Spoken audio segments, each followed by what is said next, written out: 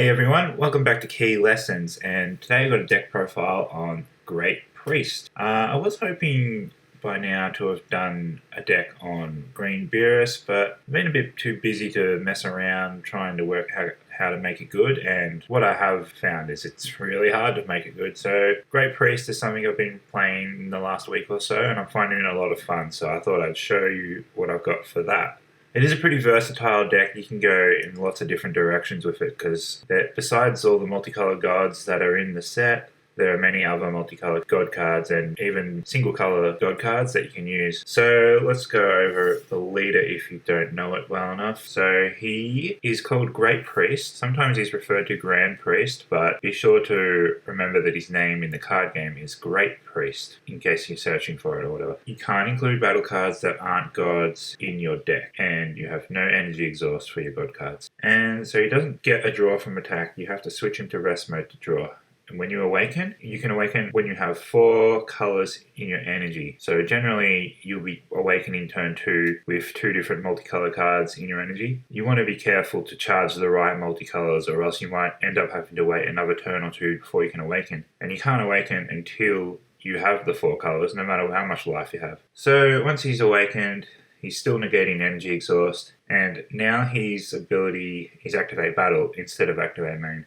So you need to attack or be attacked for it to work. Once per turn, switch this card to rest mode, draw 1 card, and then choose up to 1 multicolored god card in your hand and use it as a combo. So obviously you get around the combo cost, which is important because there are a lot of cards with combo costs in the deck. Going back to the unawakened side, just to point out that the Activate Main is not once per turn, and that is relevant. So like I said, you want to make sure you charge the right colors, and in this build, the colors we are ideally charging are red, yellow, and blue, green. So for our red, yellow, we have 2 Mojitos, which is just a 25k skillless, and it counts as skillless in this deck because your leader is negating energy exhaust in all areas, and that is relevant. So we have 2 Mojitos, and we have 4 Connie, and he is great because when you combo with him, you can pay 1 red energy afterwards to play him, and he has Offering. So your opponent is forced to decide if they want to crit a life or let you draw 2. So that's the red, yellow. And for the blue, green, we've got 4 Campari. Same deal, he's a skillless. And 2 Kuso. Ideally, I would like to have more Kuso. Maybe even up to 4, but I only have 2 at the moment. So if I get more, I'll swap Camparis out for Kusos. Because the vanillas are worth having, but the cards with abilities are worth having much more. So that's the energy we're charging. Our turn 1 plays, we have a few things we can do. Number 1, we can use Whis, calling to order. So if you go first, and then your opponent attacks you on their first turn, you just combo with this, cost 1 energy. You don't really care about saving the life. It's more about paying 1 energy to play a vanilla in rest mode, which you'll be able to use in your next turn. So a vanilla such as this Campari. Another possible turn 1 play, if you have red energy, so red, yellow, is Beerus, Biding His Time. This is a set 8 card, and I was just flicking through my folders earlier today, and I found that. I'm like, oh, that's a good idea. So this is a new addition that I haven't really tested, but it seems good to me. So he is only costing 1 energy as long as you have a red, yellow energy. So you will. So that's a one drop, 15k critical. My ideal turn 1 play, however, is Whis, Rejuvenating Support. So you play him, and he looks at the top 3 for a god card. The next turn, after you have used your leader's Activate Main to rest it, you can pay 2 energy, you will restand your leader, and you will kill this in order to play Beerus, Combative Impulse. This card is really good. He has Double Strike, but when you're playing him, he will rest one of your opponent's battle cards. And then if he kills an opponent's battle card, you get to draw 1 card, restand, and they have to bottom deck a life. So that's a very good value. It's only 2 energy.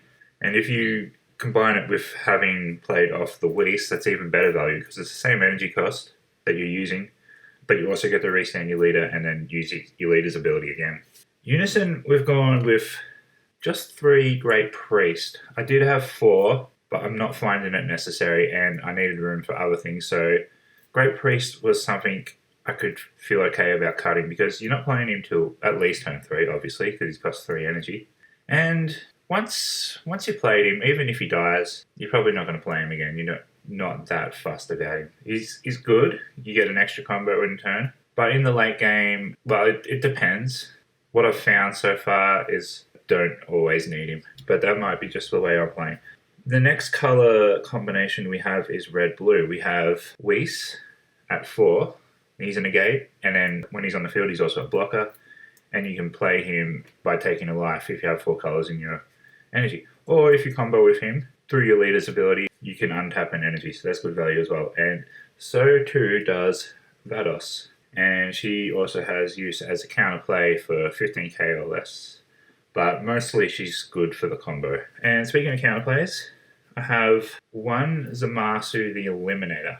I would put this at more, but I only own the one. So if you've got more than one, put more than one in for sure. It's a very good card.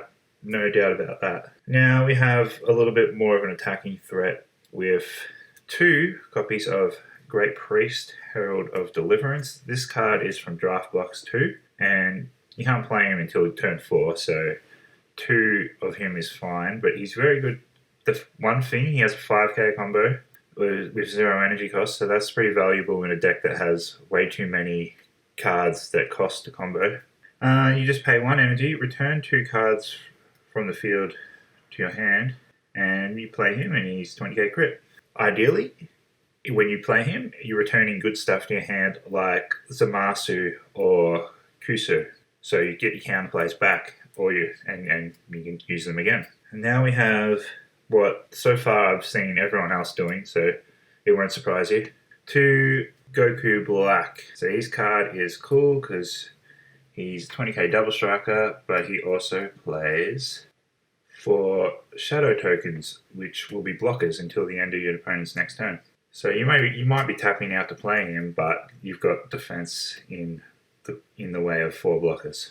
For Secret Rare, your options are limited because obviously you can only include God cards. One card I was thinking about using was this Vegito because it is technically a God, but at the moment I have in here Majin Buu Kibito Kai. You obviously, if you own a good card like Supreme Kai of Time, you'd probably go with that. I don't have it. Another good option is that extra card that is for the multicolored Bardock deck. That would work in this deck as well. And you've also got like the Vegito Unison Secret Rare. You got Heroine's Lineage, whatever. But this is what I've got in there at the moment. Super combo, just Hallie's very good super combo. Discard 1, draw 2. 4 copies of Spectate. This card is a must if you want to get maximum value out of your leader. So you combo with your leader's ability during your own turn, and then in the first attack on your opponent's turn, you Spectate, you get to restand, and then you'll be able to combo again when you need to. Valuable because it's very hard to combo when you're tapped out and all of your battle cards have cost to combo with. And then finally, we have 4 copies of Eraser Universe.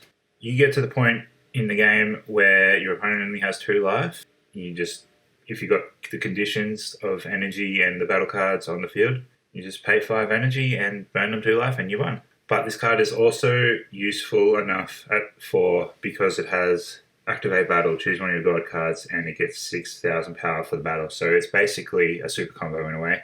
It's as good as two combos in hand. So it's worth running at 4, even if it's just so you combo with it. Yeah, alright, so that is my build at the moment. It's a deck that you can do lots of things, like I said at the top, so you can mess around with it. I think there's a lot of profiles out there that people put up, and it's valuable to have as many profiles on YouTube as possible, just so you can see what everyone else is doing, because so many directions you can go with this. I had a few different ideas, but this is what I've got at the moment, and it is sort of like, it feels good, and yeah, to do something different would be, I'd drastically change it to be a completely different strategy. I don't know what I would call this strategy here. I guess it's kind of stally. Try to get them to 2 life and then burn them with the Eraser Universe. One thing about this deck is the first time you play it, it's hard to get your head around.